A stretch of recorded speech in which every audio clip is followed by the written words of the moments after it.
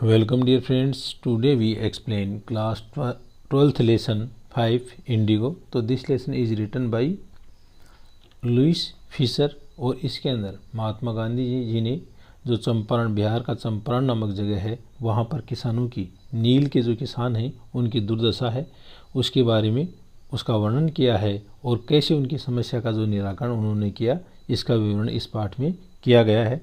और साथ में ही किसानों की समस्याओं के साथ में ही उनकी जो स्वास्थ्य से संबंधित, उनकी शिक्षा से संबंधित और उनकी हाइजीन से संबंधित जो समस्याएं हैं उनके निराकरण के लिए भी उन्होंने काम किया। तो आगे अपन इसको एक्सप्लेन करते हैं। Gandhi noticed the filthy state of women clothes. तो गांधी जी ने नोटिस्ड यानी देखा, द फिल्थी यानी वेरी बैड, बहुत ही फटे पुराने, स्टेट ऑफ वुमेन्स क्लोथ, जो औरतों के जो फटे पुराने कपड़े हैं ना, जो गंदे कपड़े हैं, उनकी ओर भी गांधी जी का ध्यान गया। He asked Kasturba Bai to talk to them about it. और उसने जो कस्तूरबा बाई है उनको कहा कि वह इन औरतों से इनके बारे में बातचीत करे।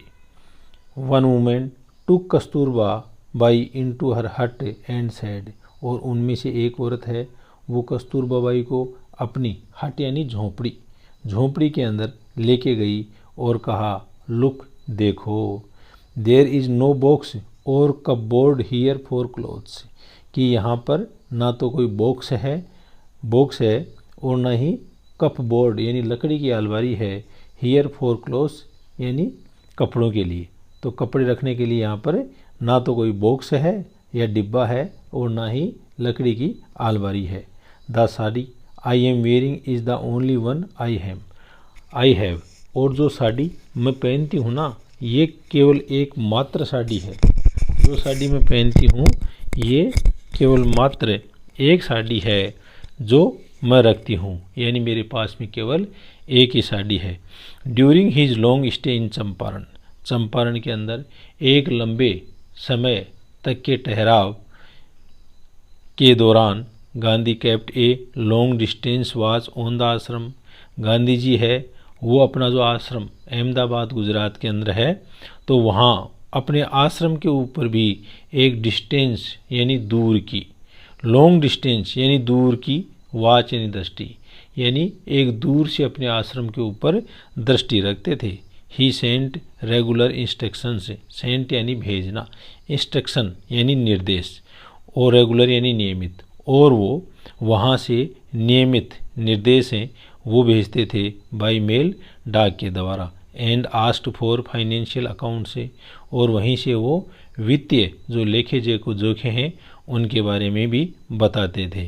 वंस एक बार, he wrote to the residents, he wrote उसने लिखा, टू द रेजिडेंट यानी निवासियों को लिखा, that it was time to fill in the old latrine trenches, कि यह अब समय आ गया है, कि फिल यानी भरना, यह भरने का समय आ गया है।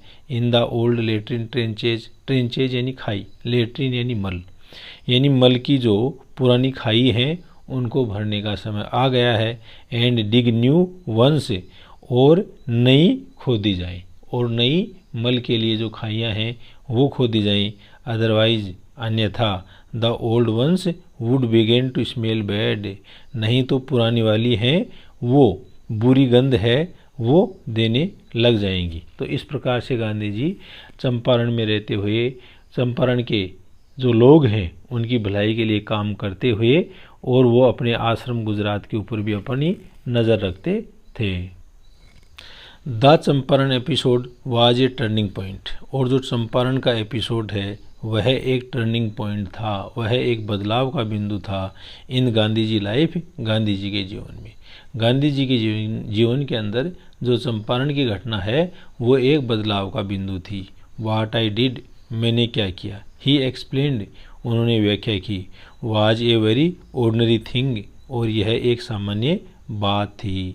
आई declared that the British could not order me, और मैंने डिक्लेयर यानी घोषणा करना, अभिव्यक्त कर देना, तो मैंने ये स्पष्ट रूप से इस चीज़ को डिक्लेयर कर दिया, घोषणा कर दी कि ब्रिटिश जो लोग हैं, अंग्रेज़ जो लोग हैं, वो मेरे को ऑर्डर नहीं दे सकते, वो मेरे को निर्देश नहीं दे सकते about in my own country, मेरे स्वयं के देश के अंदर। यानी मेरे स्वयं के देश के अंदर जो ब्रिटिश लोग हैं वो मेरे को निर्देश नहीं दे सकते। But Champaran did not begin as an act of defence, लेकिन जो चंपारण है उसकी शुरुआत इस तरह से नहीं हुई थी। As an act of defence यानी रक्षा के कार्य के रूप में उसकी शुरुआत नहीं हुई थी। It grew out of an attempt to elevate, it grew out इसका यह बढ़ा, ऑफ एन अटेम्प्ट एक प्रयास के रूप में, अटेम्प्ट यानी प्रयास, एक ऐसे प्रयास के रूप में, टू एलिवेट, एलिवेट यानी उठाना, उत्थान करना, the distress of large number of poor peasants, distress, distress यानी हताशा, यानी हताशा of large number of poor peasants, जो बड़े पैमाने पर गरीब जो किसान हैं उनका जो हताशा है, हताशा से उठाने का एक प्रयास भी ये चंपारण का एपिसोड था। This was the typical Gandhi pattern, और यह गांधी जी का एक विशेष प्रकार का पैटर्न यानी तरीका था।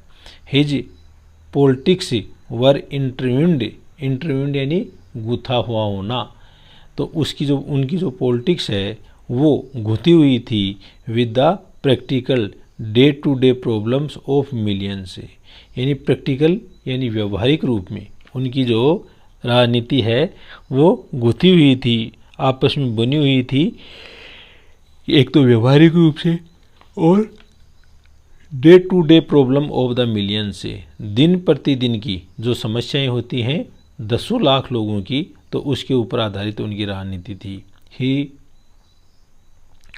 His was not a loyalty to abstraction से, और his was not a loyalty, और यह एक ऐसी वफादारी नहीं थी टू ए एब्स्ट्रैक्शन से, एब्स्ट्रैक्शंस की,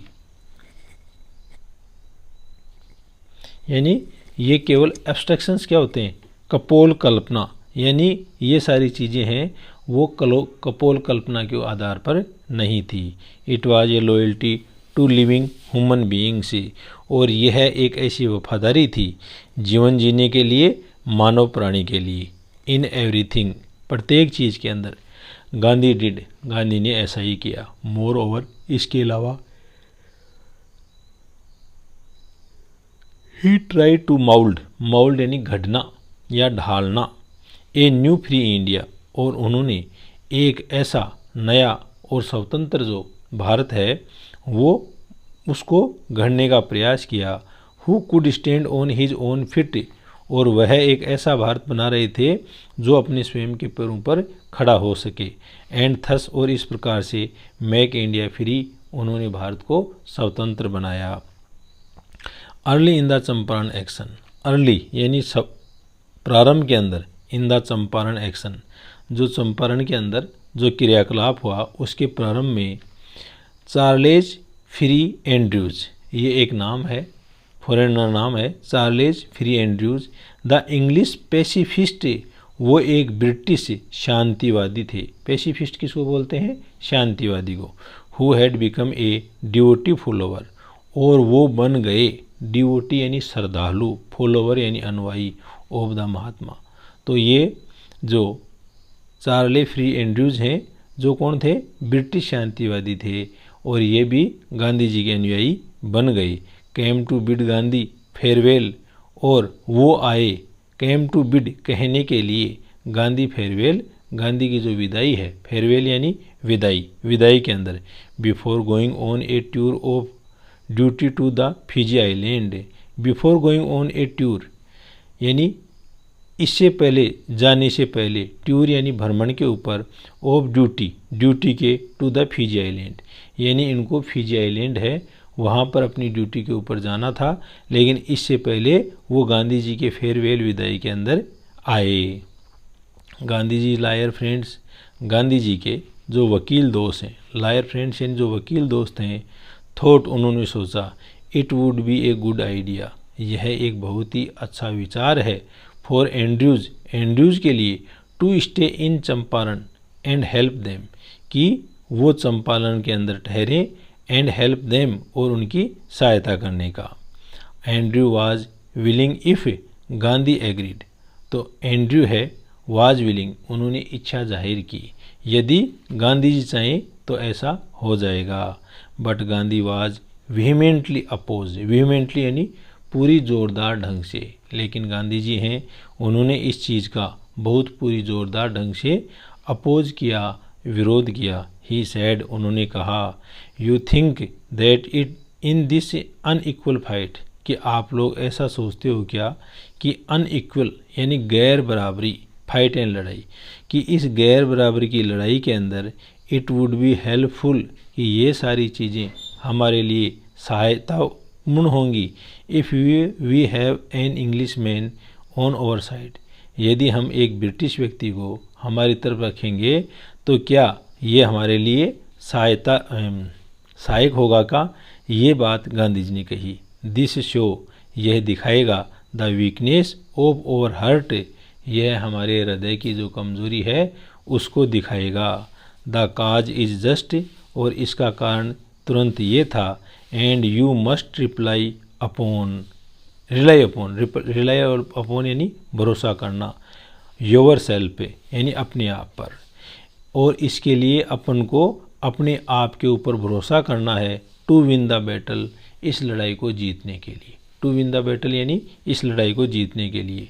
you should note seek A prop, seek यानी तलाश करना, प्रोप यानी सहारा, और आपको एक ऐसे सहारे की तलाश नहीं करनी चाहिए इन मिस्टर एंड्रयूज, मिस्टर एंड्रयू के अंदर आपको किसी प्रकार के कोई सहारे की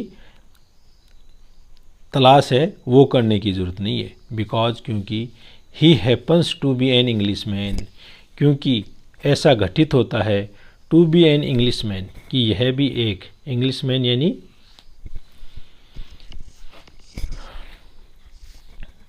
because he happens to be an English man, क्योंकि ये भी एक ब्रिटिश व्यक्ति हैं। He had read our minds correctly, he had read our minds correctly, उन्होंने हमारे दिमाग हैं बिल्कुल, अब हमारे दिमाग हैं उनको बिल्कुल शुद्धता रूप से पढ़ा। राजेंद्र प्रसाद कमेंट्स, और राजेंद्र प्रसाद हैं वो इसके ऊपर कमेंट्स करते हैं, टिप्पणी करते हैं। And we had no reply, और हम लोगों ने कोई जवाब नहीं दिया। गांधी इन दिस वे, और गांधी जी इस तरीके से taught us a lesson in self reliance, Gandhi ji ने हमें इस तरीके से जो आत्मनिर्भरता का जो लेसन है या पाठ है वो पढ़ाया।